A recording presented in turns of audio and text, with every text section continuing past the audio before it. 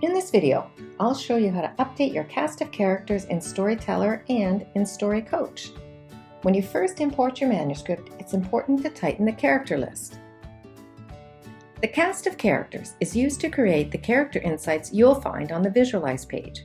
You'll use these insights to ensure you're using your characters in the best way to fit the structure of your story.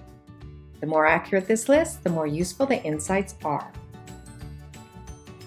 The fastest way to update this list is to delete any items that are not characters. We started with 45 characters, so I'll select items here that are not characters. We'll delete those.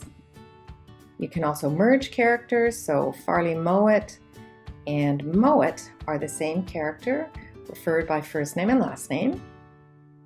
And you can see this has merged into one name. If you don't remember who a character is, you can view that character's first scene. If you write from the first person point of view, you can set a single point of view character or not. And you can always add characters if they're not in the list. You'll click I'm done for now, and at any point from the overview menu, you can get back to the cast of characters and update it.